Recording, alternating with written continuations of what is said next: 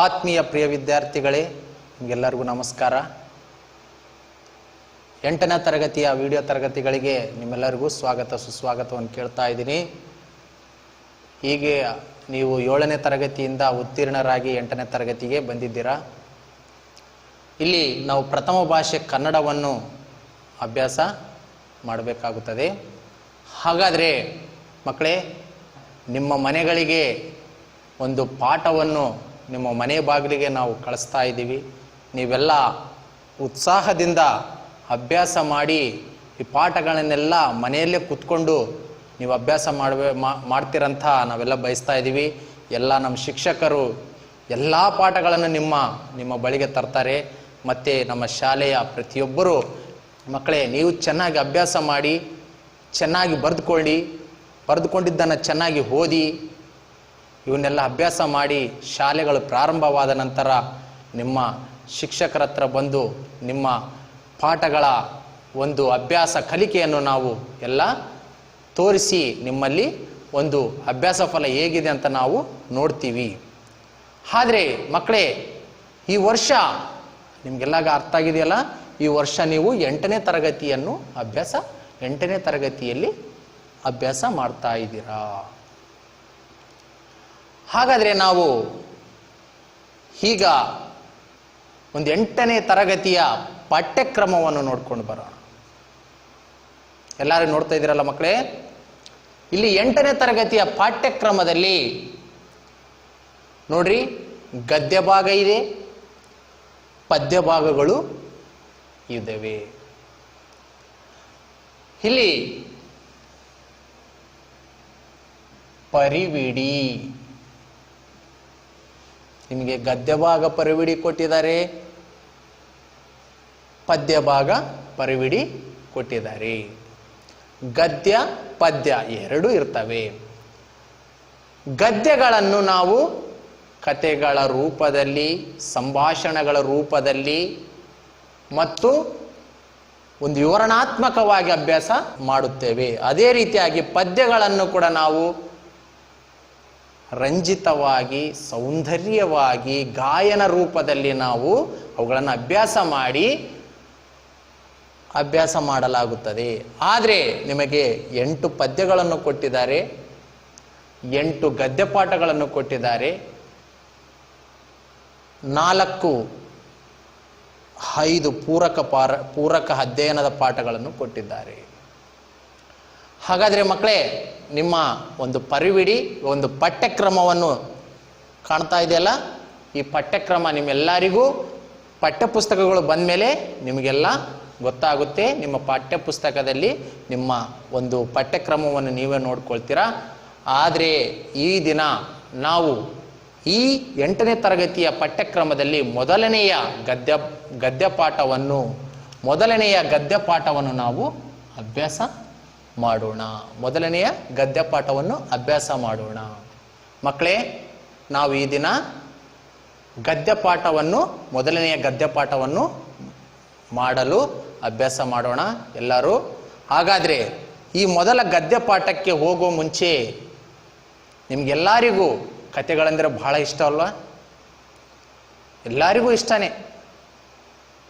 ಕಥೆಗಳಂದರೆ ಸಣ್ಣ ಕಥೆಯು ಬಹಳ ಜನಪ್ರಿಯವಾಗಿರ್ತಕ್ಕಂಥ ಸಣ್ಣ ಕಥೆಗಳು ಇದ್ದಾವೆ. ಒಂದು ಸಣ್ಣ ಕಥೆಯನ್ನು ಕೇಳುವುದಂದರೆ ಬಹಳ ಸುಂದರವಾಗಿರ್ತಕ್ಕಂಥದ್ದು, ಬಹಳ ಉತ್ಸವವಾಗಿರ್ತಕ್ಕಂಥದ್ದು, ಉತ್ಸುಕವಾಗಿರ್ತಕ್ಕಂತಹ ಒಂದು ಮಾನವರಿಗೆ ಕೇಳಿರ್ತಕ್ಕಂಥ ಒಂದು ಹುಟ್ಟುಗುಣವಾಗಿರ್ತದೆ.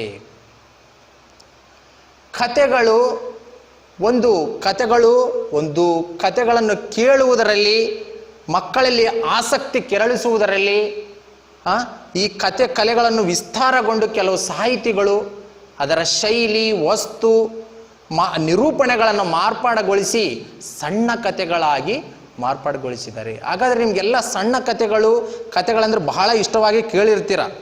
ಹಾಗಾದರೆ ಈ ದಿನ ನಮಗೆ ಕಥೆಯ ಒಂದು ರೂಪದಲ್ಲಿ ಇರತಕ್ಕಂಥ ಒಂದು ನಮ್ಮ ಗದ್ಯ ಪಾಠದ ಮೊದಲನೆಯ ಪಾಠವಾಗಿರ್ತಕ್ಕಂಥ ಮಗ್ಗದ ಸಾಹೇಬ. ಮೊದಲನೆಯ ಗದ್ಯ ಪಾಠ ಯಾವುದು? ಮಗ್ಗದ ಸಾಹೇಬ. ಗದ್ಯಪಾಠ 1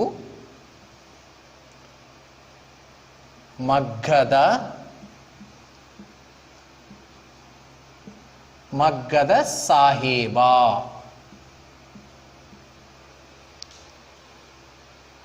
ಇದು ಒಂದು ಸಣ್ಣ ಕಥೆಯ ರೂಪದಲ್ಲಿರ್ತಕ್ಕಂಥ ಒಂದು ಗದ್ಯಪಾಠವನ್ನು, ಈ ಗದ್ಯಪಾಠ ಪ್ರಸ್ತುತ ಈ ಕಥೆಯಲ್ಲಿ ಮುಖ್ಯವಾಗಿ ವಿನಾಶದ ಅಂಚಿನಲ್ಲಿರ್ತಕ್ಕಂಥ, ವಿನಾಶ ಅಂದ್ರೇನು, ಅಳಿವಿನ ಅಂಚಿನಲ್ಲಿರ್ತಕ್ಕಂಥ ಒಂದು ಗುಡಿ ಕೈಗಾರಿಕೆಗಳು, ಚಿಕ್ಕ ಚಿಕ್ಕ ಚಿಕ್ಕ ಕಾರ್ಖಾನೆಗಳು ಇರ್ತಾವಲ್ಲ, ಫ್ಯಾಕ್ಟ್ರೀಸ್, ಅದರಲ್ಲಿ ಅವು ಅಳಿವಿನ ಅಂಚಿನಲ್ಲಿರ್ತಕ್ಕಂಥದ್ದು ನೋಡಿದ್ವಿ. ಶಿಕ್ಷಣಕ್ಕೆ ಬೇಕಾದ ಮತ್ತು ಶಿಕ್ಷಣಕ್ಕೆ ಬೇಕಾದ ಮಹತ್ವದ ಸಾದರ ಉದ್ದೇಶವನ್ನು ಕೂಡ ಇದರಲ್ಲಿ ವರ್ಣಿಸ್ತಾ ಹೋಗ್ತಾರೆ.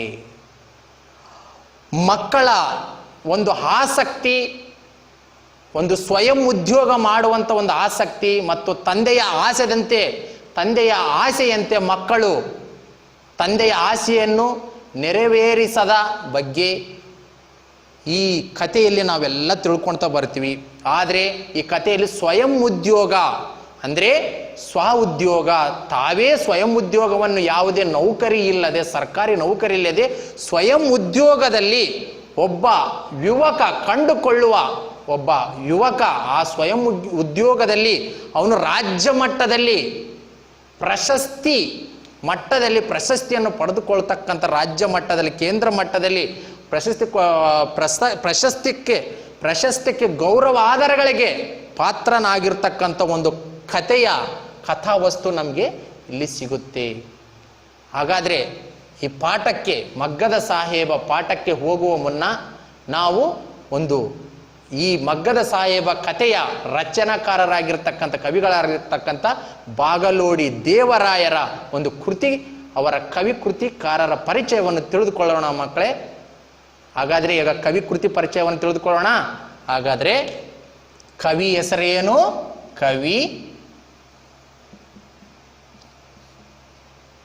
ಕವಿ ಬಾಗಲೋಡಿ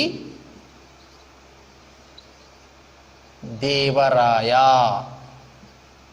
ಕವಿ ಬಾಗಲೋಡಿ ದೇವರಾಯ. ಕವಿ ಅಂತ ನಾವು ಅನ್ಬೋದು, ಕವಿ, ಲೇಖಕ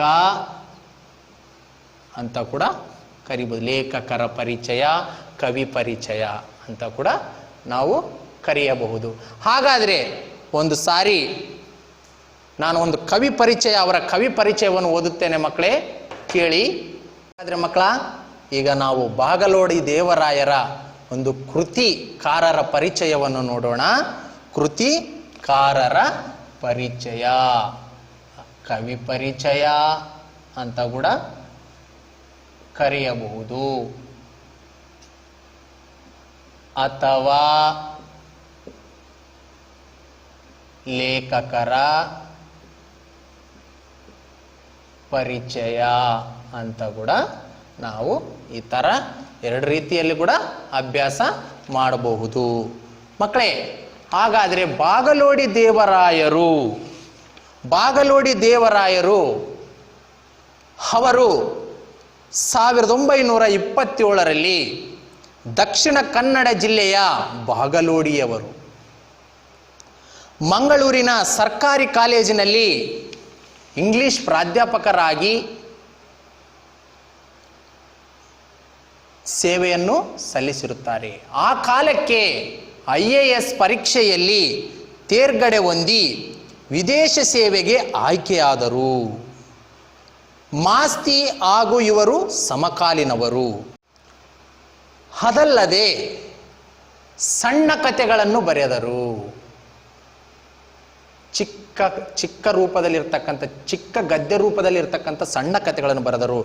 ಅವರು ರಾಯಭಾರಿಯಾಗಿ Italy, Nepal, Nigeria, Philippines, New Zealand, Bulgaria ಮೊದಲಾದ ದೇಶಗಳಲ್ಲಿ ಕಾರ್ಯನಿರ್ವಹಿಸಿ ಬಂದರು. ಅವರ ಕಥಾ ಸಂಗ್ರಹಗಳೆಂದರೆ ಉಚ್ಚ ಮುನಿಸಿಫಾ ಮತ್ತು ಇತರ ಕಥೆಗಳು, ಆರಾಧನಾ, ರುದ್ರಪ್ಪನ ರೌದ್ರ, ಮತ್ತು ಇತರ ಕಥೆಗಳು. ಬಾಗಲೋಡಿ ದೇವರಾಯ ಅವರು ಒಟ್ಟು 26 ಕಥೆಗಳನ್ನು ಬರೆದಿದ್ದಾರೆ ಮಕ್ಕಳೇ. ಇವರು 1985ರಲ್ಲಿ ನಿಧನರಾಗ್ತಾರೆ. ನಿಧನ ಅಂದರೆ ಮರಣವಾಗ್ತಾರೆ, ಇಹಲೋಕವನ್ನು ತ್ಯಜಿಸ್ತಾರೆ. ಕಾಲವಾದರು ಅಂತ ನಾವು ನಾನಾ ರೂಪಗಳಲ್ಲಿ ನಾನಾ ಪದಗಳಲ್ಲಿ ಕರಿತೀವಿ. ಆದರೆ ಈ ಪ್ರಕೃತ ಮಗ್ಗದ ಸಾಹೇಬ ಕಥೆಯನ್ನು ಬಾಗಲೋಡಿ ದೇವರಾಯರ ಸಮಗ್ರ ಕಥೆಗಳ ಎಂಬ ಕಥಾ ಸಂಕಲನದಿಂದ ಆಯ್ದ ಕಥೆಯನ್ನು ಸಂಪಾದಿಸಿ ನಿಗದಿಪಡಿಸಲಾಗಿರುತ್ತದೆ ಈ ಪ್ರಸ್ತುತ ಮಗ್ಗದ ಸಾಹೇಬ ಒಂದು ಪಾಠವನ್ನು. ಅರ್ಥ ಆಯ್ತಾ ಮಕ್ಕಳೇ? ಆದರೆ ಮಕ್ಕಳೇ, ಇಲ್ಲಿ ಈಗ ನಾನು ಓದಿರ್ತಕ್ಕಂಥ ಕವಿ ಪರಿಚಯ ಎಲ್ಲರಿಗೂ ಈಗ ನೀವು ಆಲಿಸಿದಿರಾ. ಆದರೆ ಈಗ ನಾನು ಕವಿ ಪರಿಚಯವನ್ನು ನಿಮ್ಮ ಕಪ್ಪಲಿಗೆ ಮೇಲೆ ಬರಿತಾ ಹೇಳ್ತಾ ಇದ್ದೀನಿ, ನೋಡಿ ಒಮ್ಮೆ.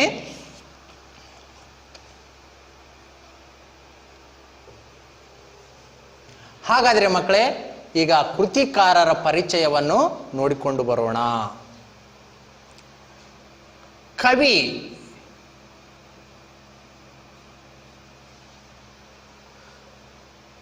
ಬಾಗಲೋಡಿ ದೇವರಾಯ.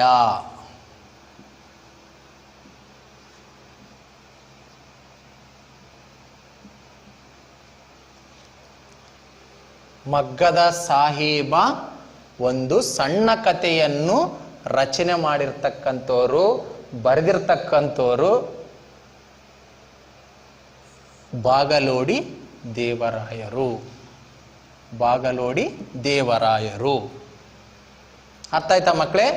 ಇವರ ಜನನ ಅಂದರೆ ಹುಟ್ಟು ದಿನ, ಅವರು ಹುಟ್ಟಿದ ದಿನ ಅಂತ ಕರಿತೀವಿ. ಜನನ ಹುಟ್ಟಿದ ದಿನಾಂಕ 1927. 1927ರಲ್ಲಿ ಜನಿಸಿದರು.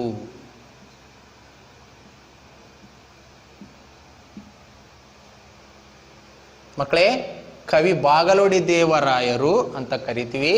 ಈ ಮಗ್ಗದ ಸಾಹೇಬ ಗದ್ಯಪಾಠವನ್ನು ರಚನೆ ಬರೆದಿರ್ತಕ್ಕಂಥವ್ರು ಬಾಗಲೋಡಿ ದೇವರಾಯರು.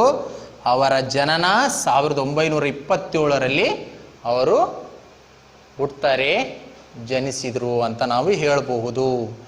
ಬಾಗಲೋಡಿ ದೇವರಾಯರು ಜನ್ಮಸ್ಥಳ ನಾವು ಮಕ್ಕಳೇ, ನಾವಿಲ್ಲಿ ಜನ್ಮಸ್ಥಳ ಅಂತನೂ ಬರೀಬಹುದು, ಬರೀನೇ ಸ್ಥಳ ಅಂತನೂ ಕೂಡ ಬರೀಬಹುದು.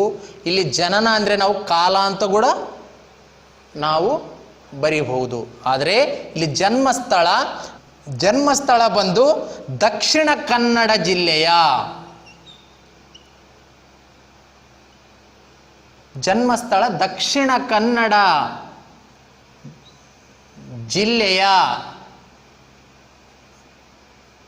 ದಕ್ಷಿಣ ಕನ್ನಡ ಜಿಲ್ಲೆಯ ಬಾಗಲೋಡಿಯವರು. ಹಂಗಾದ್ರೂ ಅನ್ಬೋದು ಬಾಗಲೋಡಿಯಲ್ಲಿ ಜನಿಸಿದರು ಅಂತ ಕೂಡ ನಾವು ಹೇಳ್ಬೋದು ಮಕ್ಕಳೇ. ಅರ್ಥ ಆಯ್ತಲ್ಲ ಮಕ್ಕಳೇ?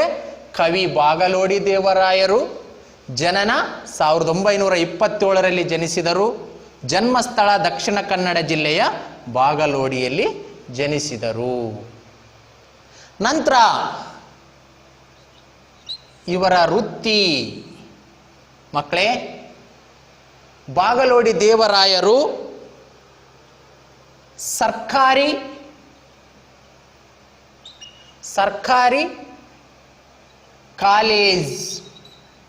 ಕಾಲೇಜಿನಲ್ಲಿ ಇಂಗ್ಲಿಷ್ ಪ್ರಾಧ್ಯಾಪಕರಾಗಿ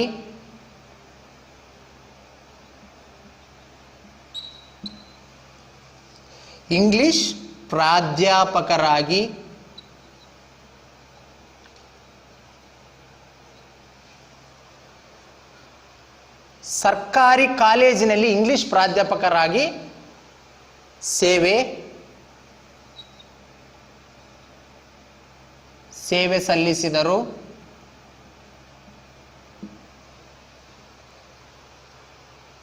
ಅವ್ರೇನು ಮಾಡ್ತಾರೆ? ವೃತ್ತಿ ಅವರ ಸರ್ಕಾರಿ ಕಾಲೇಜಿನಲ್ಲಿ ಇಂಗ್ಲಿಷ್ ಪ್ರಾಧ್ಯಾಪಕರಾಗಿ ಸೇವೆ ಸಲ್ಲಿಸ್ತಾರೆ. ಅದೇ ರೀತಿಯಾಗಿ ಮಕ್ಕಳೇ, ಅವರು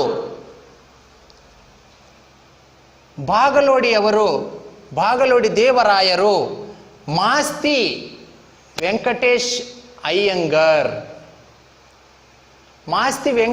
ಅಯ್ಯಂಗಾರ್ ಅವರು ನಮ್ಮ ಜ್ಞಾನಪೀಠ ಪ್ರಶಸ್ತಿಯ ವಿಜೇತರಲ್ಲಿ ಅವರು ಕೂಡ ಪ್ರಮುಖವಾದಂಥ ಕವಿಗಳು.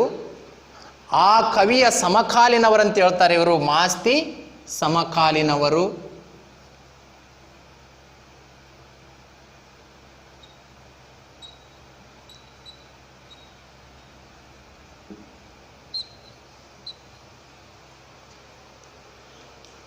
ಇವರು ಮಾಸ್ತಿ ಸಮಕಾಲೀನವರು. ಯಾರು? ಬಾಗಲೋಡಿ ದೇವರಾಯರು ಮಾಸ್ತಿ ಸಮಕಾಲೀನವರು. ಬಾಗಲೋಡಿ ದೇವರಾಯರು ಮಾಸ್ತಿ ಸಮಕಾಲೀನವರಾಗಿರುತ್ತಾರೆ. ಮಾಸ್ತಿ ವೆಂಕಟೇಶ್ವರ ಸಮಕಾಲೀನವರಾಗಿರ್ತಾರೆ. ಅದಲ್ಲದೆ ಬಾಗಲೋಡಿ ದೇವರಾಯರು ಸಣ್ಣ ಕಥೆಗಳನ್ನು ಬರೀತಾರೆ, ಸಣ್ಣ ಕಥೆಗಳನ್ನು ಬರೆದರು. ಇವರು ಮಾಸ್ತಿ ಸಮಕಾಲೀನವರು ಮತ್ತು ಮಾಸ್ತಿ ವೆಂಕಟೇಶನ ಅವರನ್ನು ಸಣ್ಣ ಕಥೆಗಳ ಜನಕ ಅಂತ ಕರೀತಾರೆ. ಮೊದಲು ಸಣ್ಣ ಕಥೆಗಳನ್ನು ತಂದವರು ಮಾಸ್ತಿ ವೆಂಕಟೇಶ್ ಅಯ್ಯಂಗಾರ್ ಅವರು.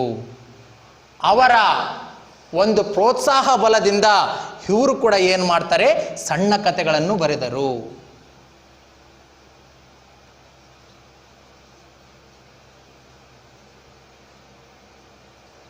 ಸಣ್ಣ ಕಥೆಗಳನ್ನು ಬರೆದರು. ಯಾರು?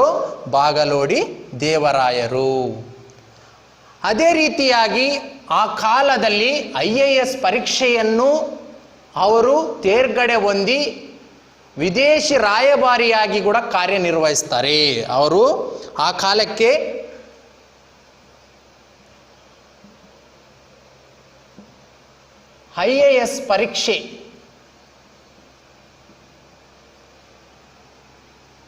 IAS ಪರೀಕ್ಷೆಯಲ್ಲಿ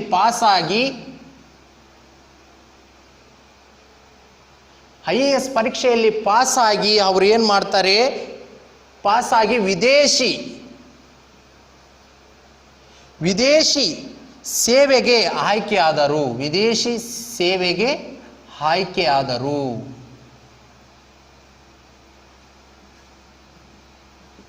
ವಿದೇಶಿ ಸೇವೆಗೂ ಕೂಡ ಇವರು ಏನು ಮಾಡ್ತಾರೆ? IAS ಪರೀಕ್ಷೆಯಲ್ಲಿ ಪಾಸಾಗಿ ವಿದೇಶಿ ಅಂದ್ರೇನು? ಬೇರೆ ದೇಶಗಳಲ್ಲಿ ಹೋಗಿ ಕೂಡ ಅವರು ಸೇವೆಯನ್ನು ಮಾಡಿ ಬಂದಿರುತ್ತಾರೆ. ಅದೇ ರೀತಿಯಾಗಿ ಅವರು ಬಾಗಲೋಡಿ ಅವರು ರಾಯಭಾರಿಯಾಗಿ, ಅಂದರೆ ನಮ್ಮ ದೇಶದಿಂದ ಬೇರೆ ದೇಶಕ್ಕೆ ರಾಯಭಾರಿಯಾಗಿ ಹೋಗ್ತಾರೆ. ಅವರು ರಾಯಭಾರಿಯಾಗಿ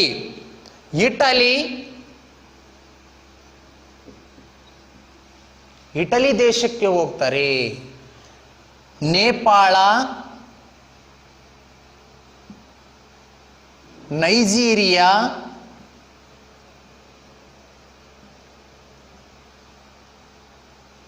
ಫಿಲಿಪೈನ್ಸ್,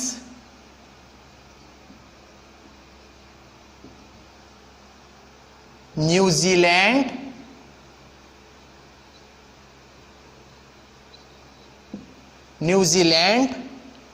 ಬಲ್ಗೇರಿಯಾ,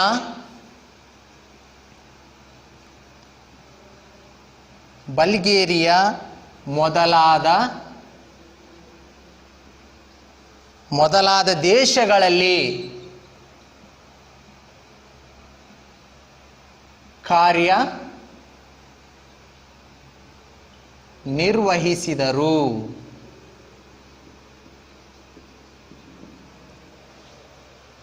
ಆಯ್ತು, ಅರ್ಥವಾಯ್ತು ಮಕ್ಕಳೇ.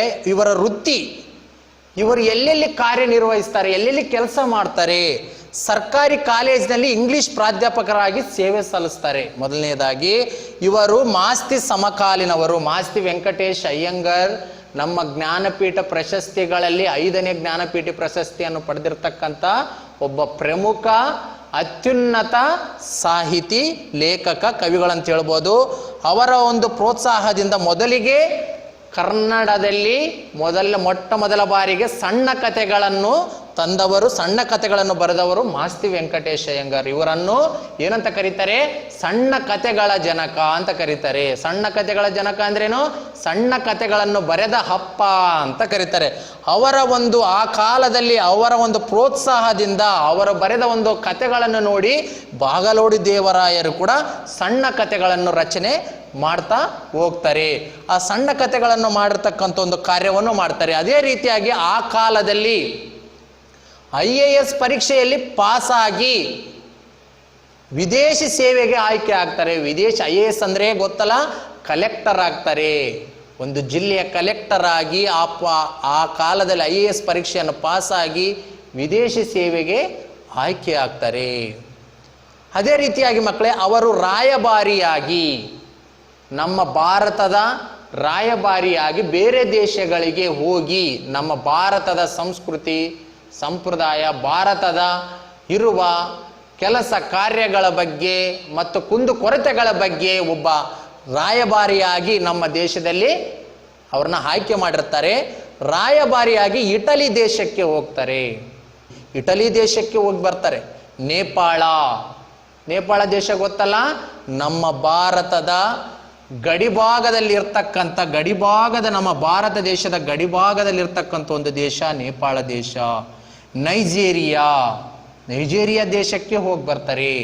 ಫಿಲಿಪೈನ್ಸ್, ನ್ಯೂಜಿಲ್ಯಾಂಡ್, ಬಲ್ಗೇರಿಯಾ ಮೊದಲಾದ ದೇಶಗಳಲ್ಲಿ ಅವರು ಕಾರ್ಯನಿರ್ವಹಿಸಿ ಬರೋದನ್ನು ನಾವು ಈ ಕವಿಕೃತಿ ಕಾವ್ಯದಿಂದ ನೋಡ್ಕೊಳ್ತೀವಿ. ಅದೇ ರೀತಿಯಾಗಿ ಇವರ ಕಥಾ ಸಂಗ್ರಹಗಳು ಮಕ್ಕಳೇ, ಕಥಾ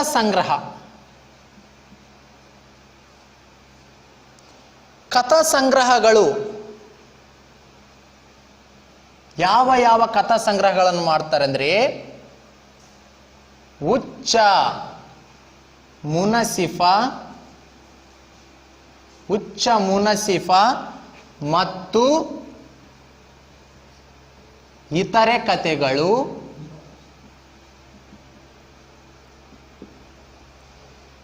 ಕಥಾ ಸಂಗ್ರಹಗಳು. ಕಥೆಗಳನ್ನು ಬರೆದು ಅವ್ರಿಗೆ ಗೊತ್ತಾಯ್ತಲ್ಲ, ಈಗ ಯಾವ ಕಥೆಗಳನ್ನು ಬರಿತಾ ಇದ್ದಾರೆ ಅವರು? ಸಣ್ಣ ಕಥೆಗಳನ್ನು ಬರಿತಾ ಇದ್ದಾರೆ. ಅವ್ರು ಏನು ಮಾಡ್ತಾರೆ? ಇಂತಹ ನೂರಾರು ಕಥೆಗಳನ್ನು ಬರೀತಾರೆ. ಅವರು ಬರೆದಿರ್ತಕ್ಕಂಥ ಕಥೆಗಳು 26 ಕಥೆಗಳನ್ನು ಬರೀತಾರೆ ಅವರು. ಆ ಕಥೆಗಳನ್ನು ಒಂದು ಪುಸ್ತಕದಲ್ಲಿ, ಒಂದು ಭಂಡಾರದಲ್ಲಿ, ಒಂದು ಪುಸ್ತಕದಲ್ಲಿ ಅವರು ಕಥಾ ಸಂಗ್ರಹಗಳನ್ನು ಮಾಡ್ತಾರೆ. ಆ ಕಥೆಗಳು ಯಾವಂದ್ರೆ ಉಚ್ಚ ಮುನಸಿಫ ಮತ್ತು ಇತರ ಕಥೆಗಳು. ಅದೇ ರೀತಿಯಾಗಿ ಅವರು ಆರಾಧನಾ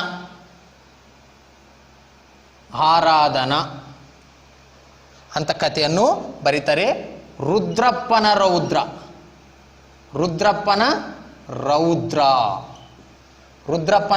ರೌದ್ರ ಅಂದರೆ ಆರಾಧನೆ ಅಂದರೆ ಏನು? ನಾವು ದೇವರ ಸ್ಮರಣೆ ಮಾಡ್ತಕ್ಕಂಥ ಪ್ರಾರ್ಥನೆ, ಆ ಒಂದು ಕಥೆಯನ್ನು ಅಡಗಿರ್ತಕ್ಕಂಥ ಒಂದು ಆರಾಧನಾ ಒಂದು ಸಣ್ಣ ಕಥೆ.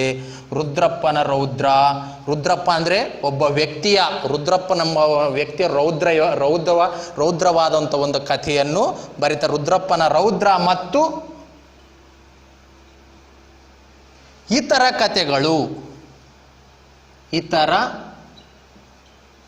ಕಥೆಗಳನ್ನು ರಚಿಸಿದರು. ಅರ್ಥವಾಯ್ತಲ್ಲ ಮಕ್ಕಳೇ? ಅವರ ಕಥಾ ಸಂಗ್ರಹಗಳು ಯಾವಂದ್ರೆ ಉಚ್ಚ ಮುನಸಿಫ ಮತ್ತು ಇತರ ಕಥೆಗಳು, ಆರಾಧನಾ, ರುದ್ರಪ್ಪನ ರೌದ್ರ ಮತ್ತು ಇತರ ಕಥೆಗಳನ್ನು ರಚಿಸಿದರು. ಇವು ಪ್ರಮುಖ ಕಥಾ ಸಂಗ್ರಹಗಳು ಅಂತ ನಾವು ಕರಿತೀವಿ. ಬಾಗಲೋಡಿ ದೇವರಾಯರು ಒಟ್ಟು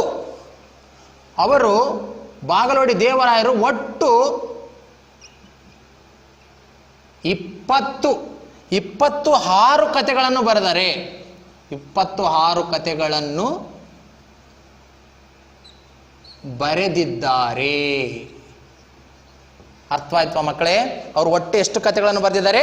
26 ಕಥೆಗಳನ್ನು ಬರೆದಿದ್ದಾರೆ. ಮುಂದಿನದು ಅವರ ಮರಣ.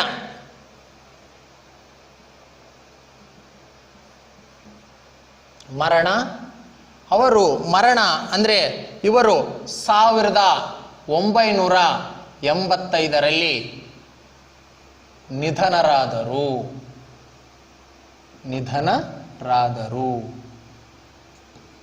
ಅರ್ಥವಾಯ್ತಾ ಮಕ್ಕಳೇ? ಇವರು ಎಷ್ಟನೇ ವರ್ಷದಲ್ಲಿ ಅವರು ಮರಣ ಹೊಂದಿದರು? ಮರಣ ಅಂದರೆ ಒಂದೇ, ನಿಧನರಾದರು ಅಂದರೆ ಒಂದೇ, ಕಾಲವಾದರು ಅಂದರೆ ಒಂದೇ, ಇಹಲೋಕ ತ್ಯಜಿಸಿದರು ಅಂದರೆ ಕೂಡ ಒಂದೇ ನಮಗೆ ಅರ್ಥವನ್ನು ಸೂಚನೆ ಮಾಡ್ತವೆ. ಹಾಗಾದರೆ ಇವರ ಒಂದು ಕವಿ ಕೃತಿ ಪರಿಚಯ ಇದು. ಈ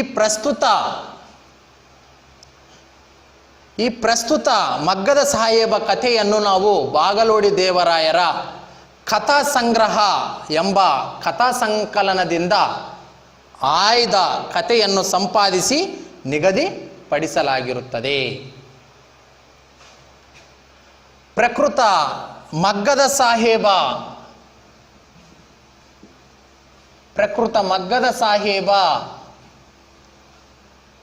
ಕಥೆಯನ್ನು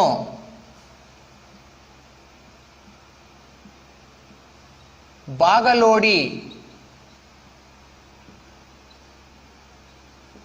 ದೇವರಾಯರ ಸಮಗ್ರ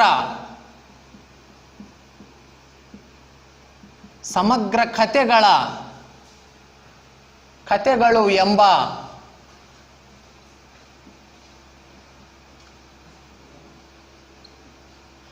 ಕಥಾ ಸಂಕಲನದಿಂದ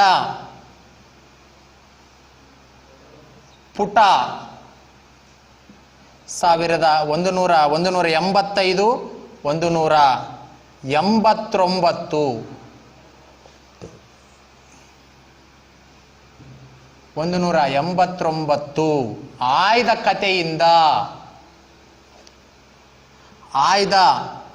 189 ಆಯ್ದ ಕಥೆಯನ್ನು ಸಂಪಾದಿಸಿ ನಿಗದಿಪಡಿಸಲಾಗಿದೆ. ಇಷ್ಟು ಈ ಮಗ್ಗದ ಸಾಹೇಬ ಪ್ರಸ್ತುತ ಕಥೆಯನ್ನು ಯಾವುದರಿಂದ ಆರಿಸಿಕೊಳ್ಳಲಾಗಿದೆ ಎಂಬ ಒಂದು ಪ್ರಶ್ನೆ ಬರ್ಬೋದು ಮಕ್ಕಳೇ. ಆ ಪ್ರಶ್ನೆಗೆ ನಾವು ಉತ್ತರ ಏನು ಕೊಡಬೇಕು ಗೊತ್ತಾ? ಪ್ರಕೃತ ಮಗ್ಗದ ಸಾಹೇಬ ಕಥೆಯನ್ನು ಬಾಗಲೋಡಿ ದೇವರಾಯರ ಸಮಗ್ರ ಕಥೆಗಳು ಎಂಬ ಕಥಾ ಸಂಕಲನದಿಂದ ಪುಟ 185, 189 ಆಯ್ದ ಕಥೆಯನ್ನು ಸಂಪಾದಿಸಿ ನಿಗದಿಪಡಿಸಲಾಗಿದೆ. ಈ ಇಂಥ ಕ್ವಶನ್ ಬಹಳ ಒಂದು ಇಂಪಾರ್ಟೆಂಟ್ ಆಗಿರುತ್ತದೆ. ಪ್ರಕೃತ ಮಗ್ಗದ ಸಾಹೇಬ ಕಥೆಯನ್ನು ಯಾವುದರಿಂದ ಆರಿಸಿಕೊಳ್ಳಲಾಗಿದೆ? ಅವರೇ ಬರೆದಿರ್ತಕ್ಕಂಥ, ನೋಡ್ರಿ ಇಲ್ಲಿ, ಮಗ್ಗದ ಸಾಹೇಬ ಕಥೆಯನ್ನು ಬಾಗಲೋಡಿ ದೇವರಾಯರ ಸಮಗ್ರ ಕಥೆಗಳು. ನಾವಿಲ್ಲಿ ನೋಡಿದ್ವಲ್ಲ ಕವಿ ಪರಿಚಯದಲ್ಲಿ ಸಮಗ್ರ ಕಥೆಗಳು ಬರೀತಾರೆ. ಆ ಸಮಗ್ರ ಕಥೆಗಳೆಂಬ ಒಂದು ಕಥಾ ಸಂಕಲನದಿಂದ ಅವ್ರು ಎಷ್ಟನೇ ಅಲ್ಲಿ ಪುಟ ಅಂತ ನೋಡ್ರಿ, 185ರಿಂದ 189 ಆಯ್ದ ಕಥೆಯನ್ನು ಸಂಪಾದಿಸಿ ಇಲ್ಲಿ ಅವರು ಆಯ್ಕೆ ಮಾಡಿಕೊಂಡು ಈ ಪೇಜಲ್ಲಿ ಇರ್ತಕ್ಕಂಥ ಅವ್ರ ಕಥೆ ಪುಸ್ತಕದಲ್ಲಿ ಇರ್ತಕ್ಕಂಥ ಒಂದು ಭಾಗವನ್ನು ನಾವು ಇವತ್ತು ಗದ್ಯ ಪಾಠವಾಗಿ ನಾವು 8ನೇ ತರಗತಿಯಲ್ಲಿ ಅಭ್ಯಾಸ ಮಾಡ್ತಾ ಇದ್ದೀವಿ. ಈ ಪ್ರಕೃತ ಗದ್ಯ ಭಾಗವನ್ನು ನಮಗೆ ಕವಿಯ ಆಶಯ ಮಕ್ಕಳೇ, ಕವಿ ಯಾವ ಆಶೆಯನ್ನು ಇಟ್ಕೊಂಡು ಈ ಕಥೆಯನ್ನು ಬರೆದಾರೆ? ಅವ್ರದ್ದೊಂದು ಆಶೆ ಇರುತ್ತೆ, ಅವರಿಗೆ ಒಂದು ಆಸೆ ಇರುತ್ತೆ. ಈ ಕಥೆಯನ್ನು ಬರೆಯಲು, ಒಂದು ಸಣ್ಣ ಕಥೆಯನ್ನು ಬರೆಯಲು ಆಸೆ ಏನಂದರೆ ಧಾರ್ಮಿಕ ಸಹಿಷ್ಣುತೆ. ಹಿಂದೂ ಮುಸ್ಲಿಂ ಇಬ್ಬರ ಒಂದು ಸಹಿಷ್ಣುತೆ, ಸ್ನೇಹ ಭಾವನೆಯನ್ನು ಈ ಗದ್ಯ ಪಾಠದಲ್ಲಿ ಹೇಳ್ತಾ ಹೋಗ್ತಾರೆ. ಗುಡಿ ಕೈಗಾರಿಕೆಗಳು, ಗುಡಿ ಅಂದರೆ ಗೊತ್ತಲ್ಲ, ಮನೆ ಅಂತ ಕರೀತಾರೆ, ಒಂದು ಬಾವುಟ ಅಂತ ಕರೀತಾರೆ. ಎರಡು ಅರ್ಥಗಳನ್ನು ಕೊಡ್ತದೆ. ಗುಡಿ ಅಂದರೆ ಗುಡಿ ಕೈಗಾರಿಕೆ. ಗುಡಿ ಅಂದರೆ ನಾವು ಮನೆ ಅಂತ ಕೂಡ ಕರಿತೀವಿ, ಮನೆಯಲ್ಲೇ. ಮತ್ತು ದೇವಾಲಯ ಅಂತ ಒಂದು ಮೀನಿಂಗ್, ಒಂದು ಅರ್ಥವನ್ನು ಕೊಡುತ್ತೆ. ಮತ್ತು ಗುಡಿ ಅಂದರೆ ಏನು ಮಾಡುತ್ತೆ? ಬಾವುಟ, ಪತಾಕೆ.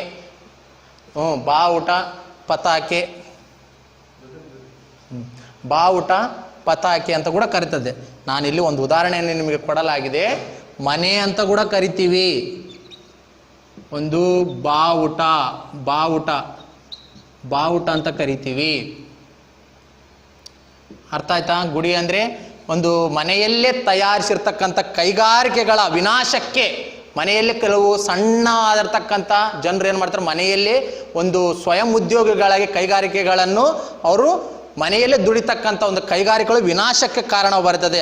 ಅದೊಂದು ಈ ಪಾಠದಲ್ಲಿ ತಿಳ್ಕೊಳ್ತೀವಿ. ಶಾಲೆಗಳಲ್ಲಿ ಔದ್ಯೋಗಿಕ ಉದ್ಯೋಗ ಶಿಕ್ಷಣ ಅಂತ ಕರಿತೀವಿ. ಶಾಲೆಯಲ್ಲಿ ಪಾಠದ ಜೊತೆಗೆ ಬೇರೆ ಕೈ ಕೆಲಸಗಳನ್ನು ಕಲಿಸುವ ಒಂದು ನವೀನ ಶಿಕ್ಷಣದ ಬಗ್ಗೆ ನಾವು ತಿಳಿದುಕೊಳ್ತೀವಿ. ಮಕ್ಕಳ ಒಂದು ಆಸಕ್ತಿ ಪೂರಕವಾದ ಶಿಕ್ಷಣ ನೀಡುವುದು. ಮಕ್ಕಳಿಗೆ ನಾವು ಶಾಲೆಗಳಲ್ಲಿ ಏನು ಮಾಡ್ತೀವಿ, ಒಂದು ಆಸಕ್ತಿ ಪೂರಕವಾದ ಶಿಕ್ಷಣವನ್ನು ನೀಡುವುದನ್ನು ಕೂಡ ನೋಡ್ತೀವಿ. ಒಂದು ಉದ್ಯೋಗಕ್ಕೆ ಪ್ರೇರಣೆಯಾದ ಮೊದಲಾದ ಮಹತ್ವ ಅಂಶಗಳನ್ನು ನಾವು ಈ ಪಾಠದಿಂದ ತಿಳ್ಕೊಳ್ತೀವಿ. ಇನ್ನೊಂದು ಮಕ್ಕಳೇ, ಈ ಪಾಠದಲ್ಲಿ ನಾವು ಹೋಗ್ತಾ ಈ ಪಾಠದಲ್ಲಿ ಕತೆ ಕೇಳ್ತಾ ಹೋದರೆ, ತಂದೆ ಮಗನಿಗಿದ್ದ ಮಗ್ಗದ ಬಗೆಗಿನ ಒಲವಿನ ವಿರೋಧ ವ್ಯಕ್ತಪಡಿಸ್ತಾನೆ.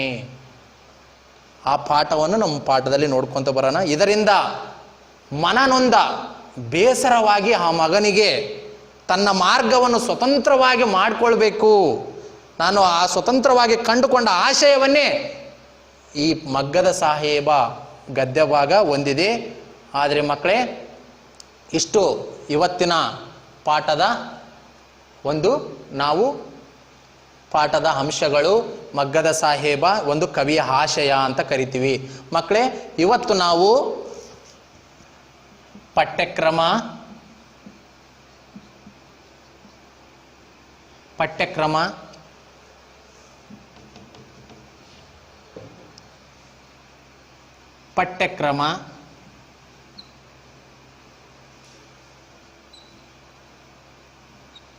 ಕೃತಿಕಾರರ ಪರಿಚಯ,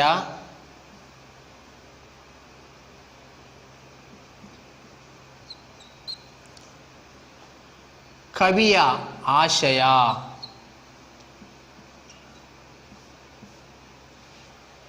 ಪಠ್ಯಕ್ರಮ ಕೃತಿಕಾರರ ಪರಿಚಯ, ಕವಿ ಕೃತಿಕಾರರ ಮತ್ತು ಬಾಗಲೋಡಿ ದೇವರಾಯರ ಕವಿಯ ಬಗ್ಗೆ ತಿಳಿದುಕೊಂಡಿದ್ದೀವಿ. ಕವಿ ಪರಿಚಯವನ್ನು ನಾವು ಬರೆಯುವ ಪದ್ಧತಿಯನ್ನು ಕಲಿತ್ಕೊಂಡಿವಿ.